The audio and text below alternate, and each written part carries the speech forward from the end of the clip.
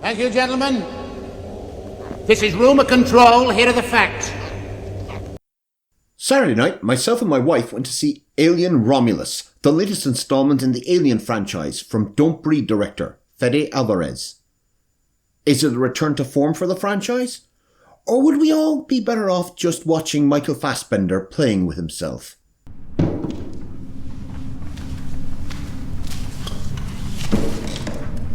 Hold it like so. Nice and easy. Now compress your lips to create your embouchure. Enough for the tip of your little finger. And blow into the hole gently. Like so.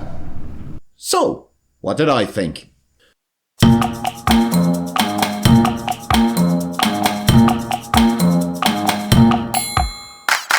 "20 years after the events that occurred on the Nostromo, Rain Cardine, played by Kaylee Spaney, with her damaged synthetic, Andy, played by David Johnson, intend to escape the mining colony of Jackson Star.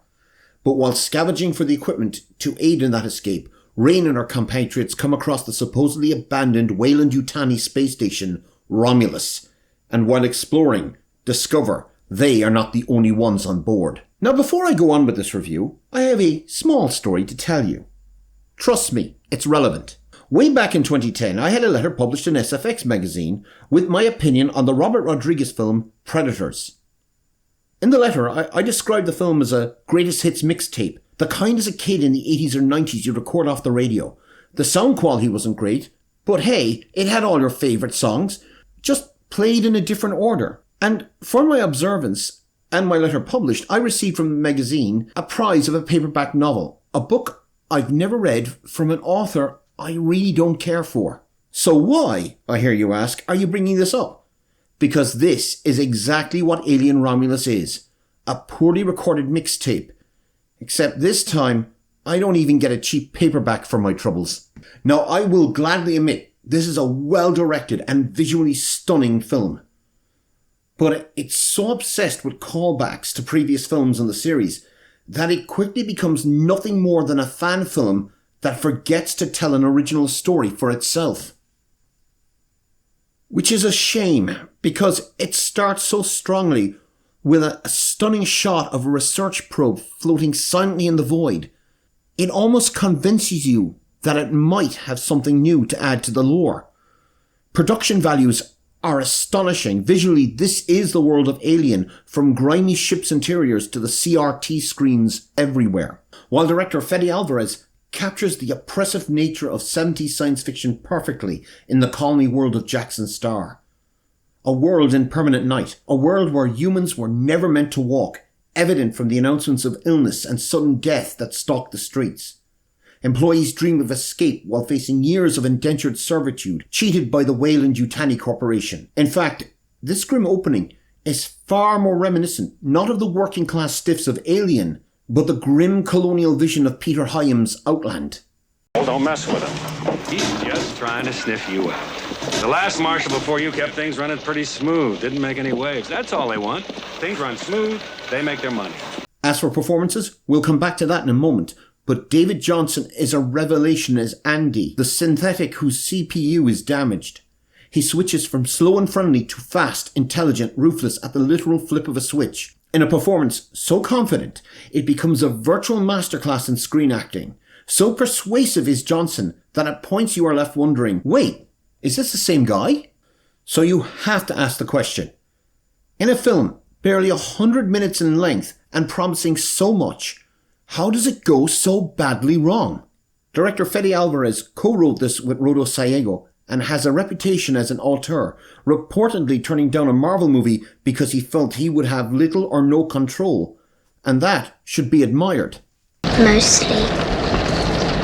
But Alvarez does have a track record of not understanding franchises himself. How many of you out there really remember his overhyped reboot of Evil Dead in 2013? It was full of gore, but had none of the terror, the soul, the heart of the original. And unfortunately, it's more of the same here. There are, I will admit, some inventive moments, but once again, no real substance and more importantly, no real fear. Outside of Johnson as Andy, The cast, led by Spaney, are playing characters so thin, so one-dimensional, that unlike, say, Alien, where we feared what would happen to the crew, where death could be waiting around every corner. Oh, God! Oh, no, not that way! The other way, God! Dallas? No. Take it easy. Dallas?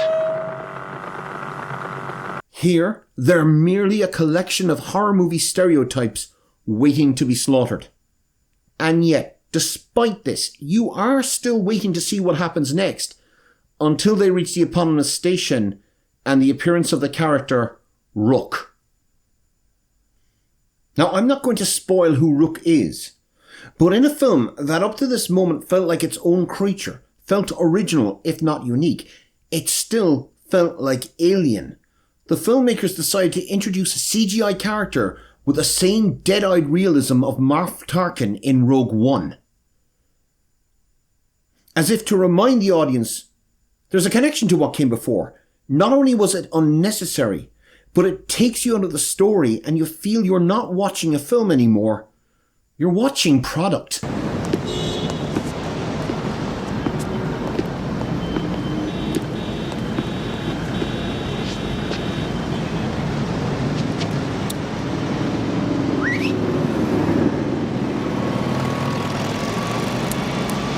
And by pulling such a lazy trick of modern filmmaking, it opens the floodgates, with the audience suddenly being constantly slapped in the face with moments I can only call fan service.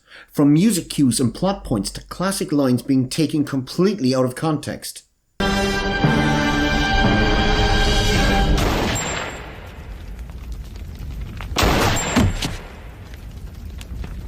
It's just been revoked. Peter, he didn't really set you up for that lethal weapon line. It doesn't really work here. Oh. I'll have what she's having. That's better? As the filmmakers seem to choose referencing the earlier Alien movies over, I don't know, little things like internal logic, such as where did all the facehuggers come from? Or, dare I say it, plot. To the point that by the third act, Alien Romulus has just become a retelling of the finale of Alien Resurrection.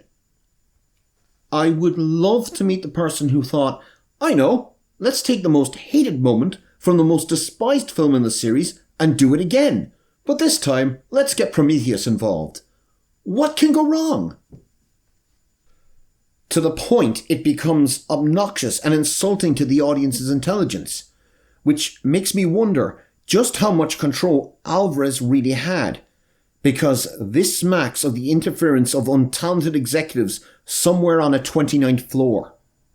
Assuming that the audience is too stupid to understand a good movie and insisting on constant references for the fans. Now, I could be wrong, and all this could be Alvarez's responsibility, but I don't think so. And if I was Fede Alvarez, that's the excuse I'd start using now.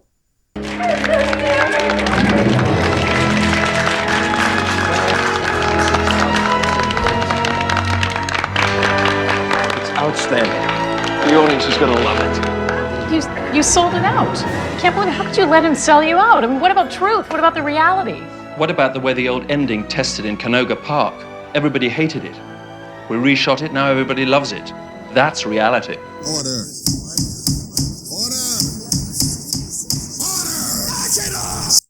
By the time the final line is uttered, a final line, by the way, lifted directly from Alien, you will be tempted to hurl your soft drink at the screen in fury at the fact they blew it. With its opening 20 minutes, Alien Romulus threatened to be the best film in the series since Aliens, but instead it rapidly becomes the perfect example of why sometimes giving the fans what you think they want is not a good idea. Alien Romulus is in cinemas now. Now, I won't say don't go because this film is visually astonishing, and if you do go see it, then do so on the biggest screen possible. But it is below average, with such little substance that by this time next year, you'll probably forgotten you saw it at all. I say, deeply disappointing. Once again, this is Rumour Control. Here are the facts. Please, sir, I want some more. More? All right, stop it. Stop it right there. Go on, fill up the bowl. And if you liked this episode of So What Did I Think and want to see more, please click like and subscribe. Remember, always subscribe. Thanks for watching.